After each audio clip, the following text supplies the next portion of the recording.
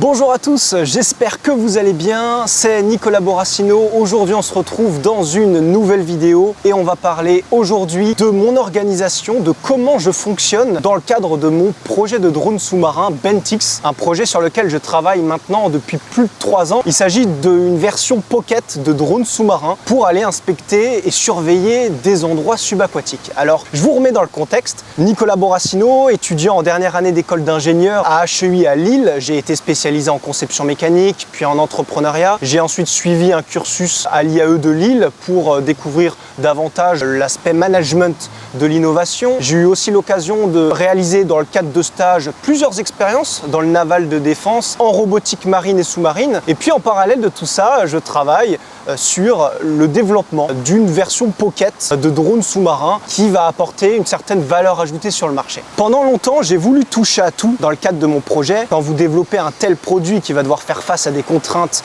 liées à l'environnement sous-marin, vous touchez à de la mécanique, de l'électronique, de la programmation, mais au-delà de l'aspect purement technique, vous avez la partie immergée de l'iceberg que vous ne voyez pas forcément, tout le business, l'étude de marché, la relation avec les clients, le marketing, savoir mettre en avant en fait son image de marque et son produit. Et donc j'ai dû au bout d'un moment déléguer mon travail et moi je me suis principalement focus sur la conception même du drone et tout l'aspect marketing, relation client, et puis j'ai délégué du coup les parties comme la fabrication ou encore l'électronique et la programmation. Aujourd'hui je vais donc vous parler d'une partie assez récente qui est l'amélioration d'une électronique existante et qu'on va rendre plus efficiente, plus ergonomique avec mes partenaires. Donc j'ai notamment Volumic 3D qui s'occupe d'imprimer le drone dans des conditions optimales sur des imprimantes industrielles. J'ai All Product qui me fournissent des joints d'étanchéité sur mesure. Netgear Studio qui va s'occuper de la partie un peu plus en amont du projet, c'est-à-dire l'étude, la R&D, la conception même des PCB, des circuits imprimés, des cartes électroniques. Et puis également Silec qui, eux, vont fabriquer à la fois les circuits imprimés, mais aussi les assembler pour obtenir notre résultat final. Alors moi, en gros, sur la totalité de mes projets, j'ai plus ou moins la même philosophie, c'est-à-dire que j'ai un document Word que je vais envoyer aux parties prenantes de l'étude pour qu'elles puissent en prendre connaissance. Et à l'intérieur, on a vraiment toute une démarche, tous les éléments nécessaires pour le développement d'une nouvelle partie, d'un nouveau projet par exemple. On va commencer avec le descriptif du projet, évidemment. Le prestataire a le droit de savoir sur quoi il va travailler. Là, en général, je dis que le projet repose sur la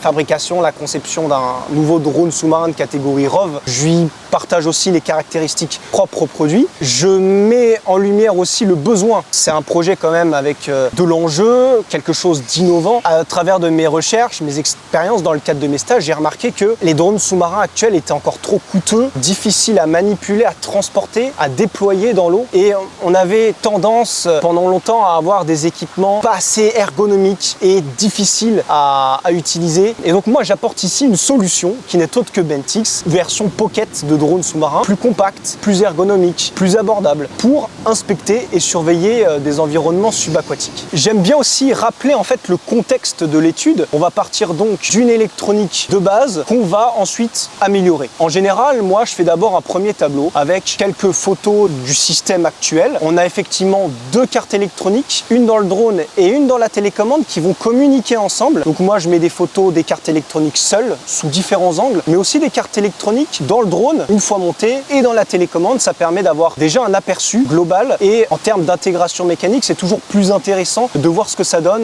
côté prestataire. Effectivement, il y a plusieurs prospects qui souhaitent tester un prototype Bentix pour réaliser ensuite un retour d'expérience et arriver enfin à un produit fini et commercialisable. Et donc, il est important de travailler dès maintenant sur une électronique fiable et stable afin de prouver aux structures concernées que le système il est en état de fonctionner correctement. Je rappelle aussi qu'il s'agit d'une coopération commerciale entre les entités Netgear Studio et l'entité Bentix et que Silec était aussi un acteur qui était à prendre en compte dans tout ce processus. Ensuite, moi, j'ai l'habitude de faire un petit cahier des charges fonctionnelles à ma manière, c'est-à-dire un petit tableau avec les fonctions, leur description et le niveau de flexibilité. Par exemple, F0 non négociable, F3 fortement négociable. Effectivement, les principaux critères qui vont être les plus importants vont être la gestion de la chauffe, le plug and play qui est quand même la valeur ajoutée même du projet, la compacité, le fait que le système soit abordable et éventuellement open source. À côté de tout ça, il faut réussir à faire des compromis. C'est pas souvent simple, mais des compromis entre les coûts, la performance, la compacité par exemple. En 1, je mets les axes d'amélioration de l'électronique actuelle, notamment organiser mieux les placements des connecteurs et des composants pour faciliter le branchement et garantir le plug and play. Brider la puissance des moteurs. Vous souhaitez utiliser des moteurs, plus vous leur mettez un certain ampérage, une certaine intensité, plus ils vont être puissants et plus vous allez avoir une force de poussée importante. Mais derrière, ils vont consommer plus, ça va faire chauffer plus votre système et donc vous allez devoir utiliser des composants peut-être plus volumineux et tout ça va demander plus de place. Et donc il faut réussir à brider les moteurs de manière pertinente sans forcément perdre trop en puissance. Il y a aussi les éléments attendus du projet en tant que client. Moi, je vais demander des PCB en version 3D, en format STL, objet, STEP, IGS ou autre. Un fichier BOM avec toute la liste des composants, la référence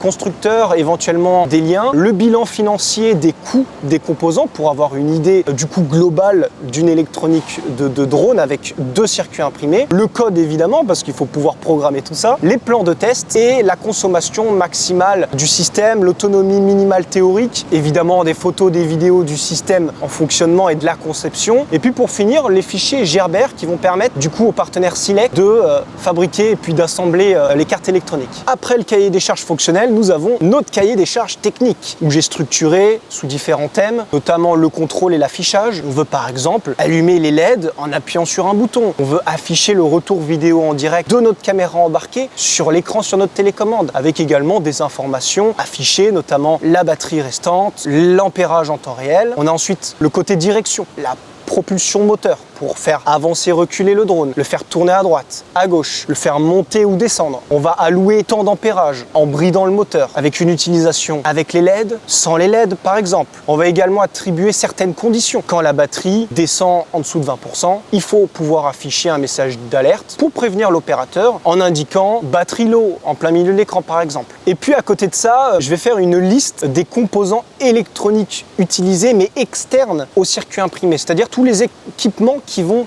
venir se plugger directement sur les cartes électroniques. Et j'aime bien en général ajouter quelques photos, quelques croquis, quelques schémas du résultat souhaité sous forme de simple géométrie avec des couleurs pour donner un peu une idée du travail voulu au prestataire. On arrive ensuite à la partie planification qui est assez intéressante étant donné qu'on va attribuer chaque semaine des objectifs, des deadlines pour pouvoir avancer beaucoup plus facilement. On va avoir des dates clés, notamment le lancement de l'étude, la conception, les choix technologiques. À côté, en parallèle, on va faire l'achat des composants. Ensuite, semaine d'après, premier point hebdomadaire, deuxième point hebdomadaire. On va avoir la livraison côté client de la première partie des éléments attendus avec la réception des composants. On va envoyer nos fichiers et nos composants à Silex qui vont s'occuper de fabriquer les circuits imprimés et de les assembler. Ensuite, il les envoie à Netgear Studio qui va finalement faire une phase de test pour pouvoir valider le système. On va tester telle partie, qu'est-ce qui a été validé ou non. Et puis, on arrive à la livraison de la deuxième partie des éléments attendus avec le montage du système dans le drone directement et dans la télécommande et puis avec une multitude de tests